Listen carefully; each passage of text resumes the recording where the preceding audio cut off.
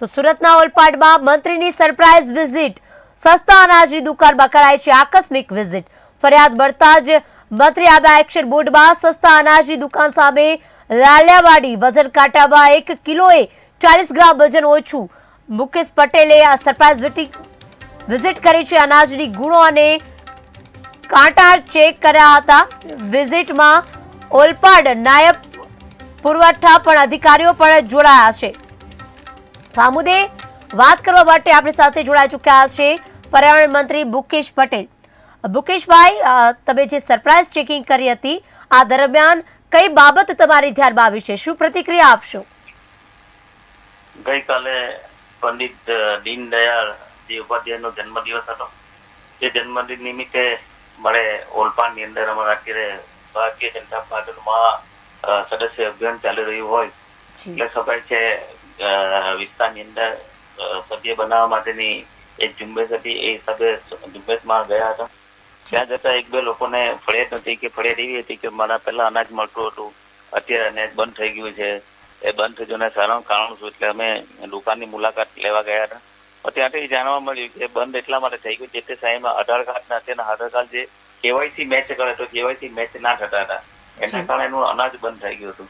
કોકની ફરિયાદ હતી કે અમે અનાજ લેવા જઈએ તો અનાજ પટી જાય છે, પરંતુ ત્યાં જોતા મામલેદારશ્રીને બોલાવીને તેના નાયબ મામલેદારને બોલાવીને જે આવા લોકોના કાર્ડની અંદર અનાજ મળતું બંધ થયું છે એ બંધ ચાલુ કરવા માટે અમે એક નવી ત્યાં કેમ્પ કરીને આ બધાના અનાજ ચાલુ કરાવીશું। અમારા ભૂપેન્દ્ર પટેલની સરકારની અંદર ક્યાંય કોઈ નાગરિકના અન્યાય ના થાય। દેશના વડાપ્રધાન નરેન્દ્રભાઈ મોદી સાહેબે ખાસ અન્ન યોજના હેઠળ જે અન્ન પૂરું પાડે છે એમાં જરા પણ કોઈને અનાજ ઓછું મળે એ અમે ક્યારેય ચલવી લેવાના નથી। અને દરેક લોકોને જે સરકાર અનાજ મોકલું છે એટલું પૂરતું અનાજ એને મળવું જ જોઈએ। એમાં NSF નું હોય કે અંત્યોદય યોજનાનું હોય, એને અનાજ એને પૂરતા પ્રમાણમાં મળી રહે એ અમારા જોવાની ફરજ છે। અને એ ફરજના ભાગરૂપે અમે આકસ્મિક ત્યાં જવાના ટાઈમે મુલાકાત લીધી હતી ને ત્યાં જ્યાં કંઈક દેખાયું ત્યાં અમે કડક સૂચના આપી છે। જી મુકેશભાઈ, આવી રીતે તમારી જે ચેકિંગ સરપ્રાઇઝ ચેકિંગ છે એ યથાવત આગળ પણ ચાલુ રહેશે, કારણ કે આવું તો એક છેતરપિંડીની ફરિયાદ સામે આવી છે, આવા તો અનેક સસ્તા અનાજની દુકાનોમાં આવી છેતરપિંડી થતી હશે। તો આવી રીતના જો સરપ્રાઇઝ ચેકિંગ કરવામાં આવે તો લોકોને પણ રાહત મળે અને યોગ્ય રીતે તેમને અનાજ પણ મળી રહે। આવું ગામડાના લોકોને આપના થકી વિનંતી કરું કે ક્યાંક તમને અનાજ ઓછું મળતું હોય, તમારે કોઈ કાર્ડમાં પ્રોબ્લેમ હોય તો અમારા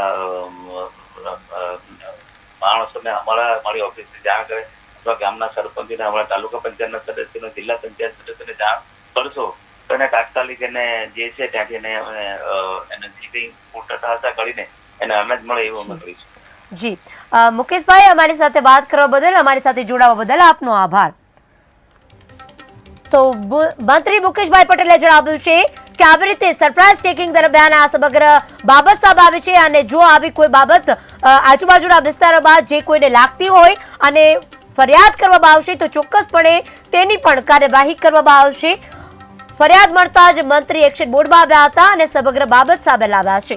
ત્યારે અનેક લોકો છે આવા જે લોકો સાથે છેતરપિંડી કરતા હોય છે। આ સમગ્ર બાબત સામે આવે, જો ફરિયાદ કરી અને લોકોને અવેરનેસ આવે અને આ બાબતે આગળ કામ કરે, ફરિયાદ કરે તો આ ચોક્કસ નક્કર દિશામાં પગલાં લેવાશે તેવું મુકેશભાઈએ જણાવ્યું છે। પંડિત દીનદયાળના જન્મદિન નિમિત્તે ભારતીય જનતા પાર્ટીનું મહાસદસ્યતા અભિયાન ચાલી રહ્યું છે। તમામ કાર્યકર્તાઓ બૂથે જઈને સદસ્યની નોંધણી કરી રહ્યા છે। આજે ઓલપાડ ખાતે અલગ અલગ વોર્ડની અંદર, અલગ અલગ બૂથની અંદર આ સદસ્ય નોંધણીની અંદર મારે જવાનું થયું। સાથે સાથે ઓલપાડની અંદર લગભગ 5 જેટલી દુકાન પંડિત દીનદયાળ ઉપાધ્યાય ગ્રાહક મંડળની દુકાનો જે ચાલે છે, સસ્તા અનાજની દુકાનો, એ દુકાનની પણ મુલાકાત લીધી છે।